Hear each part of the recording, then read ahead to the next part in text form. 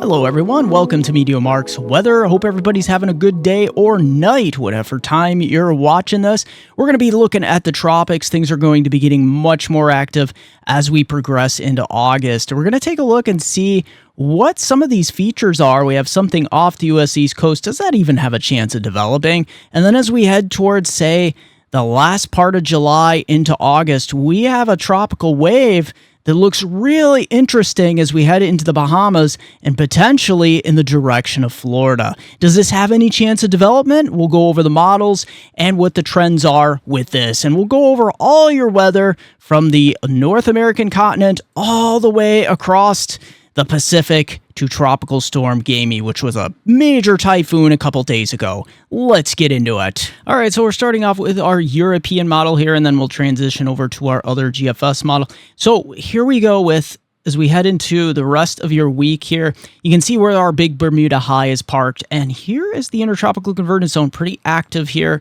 right in line with Trinidad, Tobago here, Jamaica, the Cayman Islands. Look at, we have a little wave near east of the Bahamas here. A little bit of moisture surging here, obviously with our big tropical feed here across parts of the southeast and Gulf Coast regions. Now, let's just zoom in a bit here so I can get all of you in here. So, the tropics remaining very active. So, is the European model still going crazy the first week of August? Well, let's take a look here. We got big tropical moisture bottled up here across Central America, continuing across eastern Texas. I'll get into those rainfall amounts momentarily. And what on earth is this here off the U.S. East Coast? Well, I'll have to keep close watch on it. I don't really think...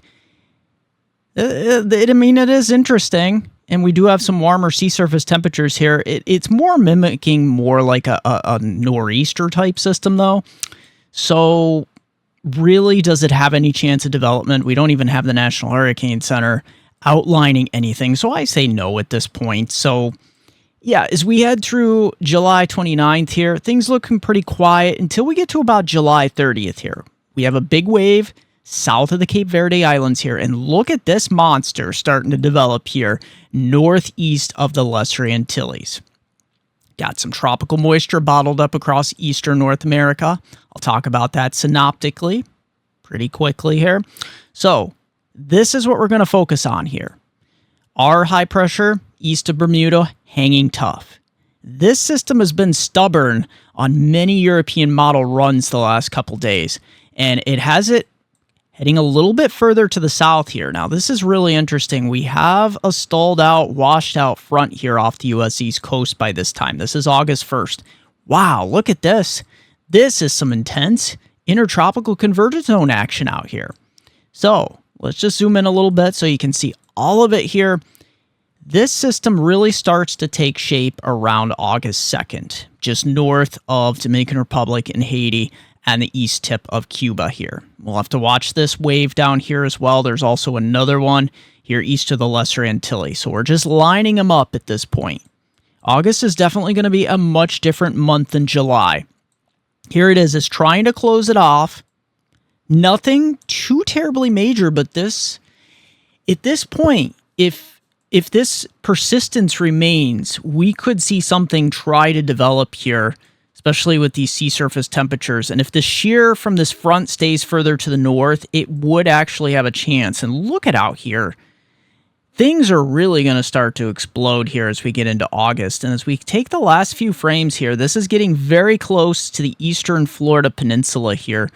European's been unbelievably consistent here. And look at this. This is a little bit troubling. It's almost like trying to form an eye here at this point. So, I mean, I caution you, this is August 4th. This is out a good 9 to 10 days here. So, very, very cautious with this, but the trends are there. And look at this big, huge tropical wave moving through the Lesser Antilles right around August 4th as well. And we have tremendous wave action coming off the African coastline here. And before we get into the GFS model on our tropics, if you haven't smashed that like button and you love this video, if you made it this far, smash that like button. It really does help, everyone. Question or comment down below. I love to read your questions or comments. And don't forget, if you haven't subscribed yet, what are you waiting for? Hit that subscribe bell notification button so you're alerted when I come out with all my future weather videos. Let's get right back into it. So heading over to our GFS model here, look at this. So yeah, there we go. There's our big old Bermuda high, intertropical convergence zone. So let's see if the GFS is seeing anything that the European model is. One thing that's really showing up interesting here over the next couple days, I really don't think it has any chance of developing. We have a tropical wave, and this is going to be the one that's going to be causing all that rainfall. I'm going to show you how much rain momentarily in the next couple minutes or so, a little later on in the video, how much rain Central America will be getting. It's quite a lot. And then thankfully it will be moving out of the picture here come the 30th. Look at this big wave moving off the coastline here. Now, our GFS off the East Coast the next couple days, it spins up a little bit of a low, but not much. Not as much as the Euro. There it is. It's spinning up a little bit further southeast of Cape Cod. So there you have it. As we continue towards the 31st, you can see some big wave action out here. GFS is kind of lightened up a little bit here on the dust. You don't see it as quite clustered out here. Look at here into the Eastern Pacific. This is showing up on the GFS that wasn't, I don't believe this was showing up on the Euro earlier. We'll have to take a look a little later here. But yeah, this is not, wow. Although it does parallel the coast and pretty much stays out to sea. But here we go towards August 2nd. Let's just back this up just a little bit. Yeah, there's nothing showing up here on the GFS like there was on the European model. In fact, as we head through the July 31st through the 3rd here, still no confirmation from the GFS as of yet. More dust coming in from the northeast here and the east. So here's our last frame.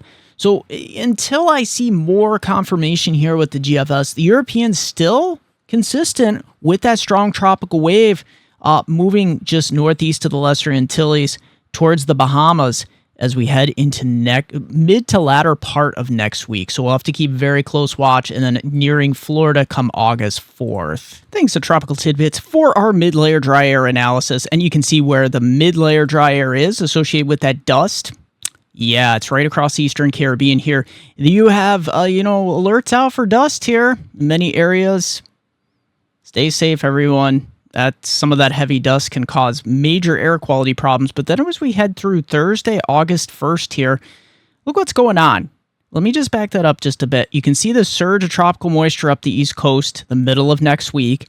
And then, look at that. The GFS kind of indicating we could have a surge of tropical moisture again, not only across Central America, but the Western Gulf. And look at this dry air out here. GFS is really going strong with the dust cutting off the ITCZ out here. So as we get into the European model here, let's look. Still very strong with the dust here, but there's one thing. The European model's positioning this dust a bit further to the north, so it allows the intertropical convergence zone to blossom. Now, as we go out here in time, there's that big tropical wave we're going to watch here. Here it is, July 31st. As we go out here in time, you can see this big tropical wave, but look what comes out right ahead of it. This system, the European model is saying that this system is going to make it through the dust. And it's been consistent now for a couple days. Closing off a low around the Bahamas around August 2nd, and then bringing it up towards the east coast of Florida and Georgia here towards Sunday, August 4th. So we'll have to keep an eye on this, but look at all this dust behind here. Intertropical convergence zone remains very robust. So let's take a look at the CFS weekly model here, and you can see right across the Caribbean and ITCZ here, and right across the southeast. That's really lining up with what we're initializing here. As we head through the first week of August, you can see it ramps up out here in the intertropical convergence zone, Caribbean, and look at up the east coast here. That's the middle of next week. Going crazy with the tropical moisture. And as we head into the second and third week of August, you can see we bounce that intertropical convergence zone further to the north here. So we start to get Florida and parts of the Eastern Gulf and maybe portions of the East Coast into the hurricane or the tropical highway here, so to speak. And as we head towards the end of August, beginning of September, you see the Gulf really heating up here, the northeastern Caribbean. There it is on our last slide. And here we go with the CanSIPS model for August, just going bonkers here from the intertropical convergence zone south of the Cape Verdes here. And look at this, all the way propagating towards the Gulf of Mexico and Caribbean and southeast coast. We'll have to keep an eye on this as we head into September. This just continues to blossom into October. Still the Caribbean, Southern Gulf, and the MDR still very active into November. Look at that. Still named storms likely. Sea surface temperature analysis here. Look at this. This is actually where the warmest water temperatures is, way up across the North Atlantic. Portions of the MDR, Caribbean, Eastern Gulf, you're also like bathwater. The dust is doing its thing out here. Look at this. It's even cooler out just west of the Cape Verde Islands here. So we'll have to keep an eye on this. If the dust continues to try to hold on a bit longer, it could keep those sea surface temperature anomalies down. So as we get into the Caribbean here, what is going on here? We have a lot of heavy rain here across Central America from Nicaragua here. Here's Costa Rica down here. We have Honduras here as well as Belize. And portions of the Yucatan. What we got going on here is a lot of tropical wave action. Now, look it up here towards Jamaica and the Cayman Islands. You're actually not going to see more than, say, 35 to 60 millimeters. You'll see a few showers here, but it's way up here into the Bahamas, especially the northern and central Bahamas. Maybe clipping portions of the eastern Bahamas with up to 70 to as much as, look at that, northern Bahamas as much as 125 millimeters. That's getting up towards, say, about 3 to as much as 7 inches of rain. And down here into portions of Central America, that's where you'll also see the 100 to 150 millimeters. You're going to be talking about 4 to as much as 7 inches.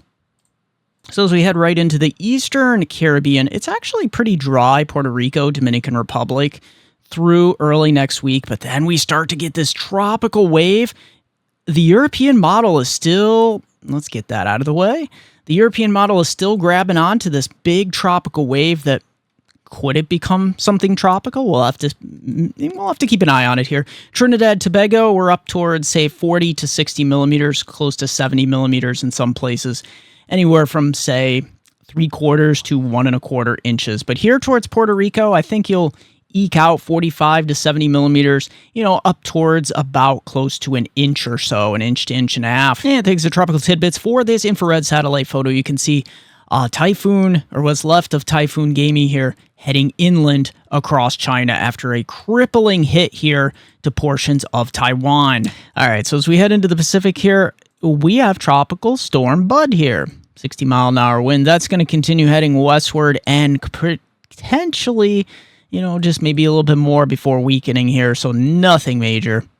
I am heading over here to the Western Pacific. This is where we have what is left of, this is Tropical Storm Gaemi. It was that major typhoon a couple days ago that struck Taiwan and then that's now making landfall in China as a much weaker storm heading inland here. So this system, it is going to become a thing of the past, a major inland rain producer. So here it is right now. You can see that heading inland and all that tropical moisture heading well inland, hopefully giving Taiwan a break, although there's going to be some feeder bands and some moisture type bands on the eastern end, as there usually is with these landfalling systems. And there it is, heading well inland into China over the next couple days, the 27th into the 28th. Do we have anything else to talk about out here? Well, we have a little system here east of the Philippines. Japan, except for northern Japan's looking pretty clear here. So as we continue in time here, we have a little area we might have to watch towards, say, the 30th here, just northwest of the Philippines, southwest of Taiwan. But as we continue in time, there's a broad area of low pressure that starts to take shape here that we'll have to keep a close watch on, because sometimes these can spin up or cause other spin-ups like this out here. So watching very closely as the Western Pacific tries to spin up here. Each RRR future radar here. What is going on across the southeast here? This is where the action is.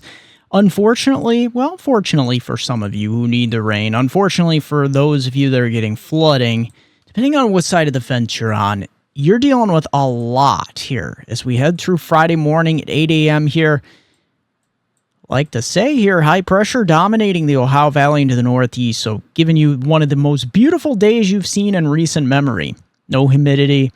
Very nice upper 70s, lower 80s. But look at the Gulf Coast regions, Outer Banks, North Carolina, even the Tennessee River Valley here. We're going to see some big-time storms. Notice how they kind of fizzle out overnight, but look at this.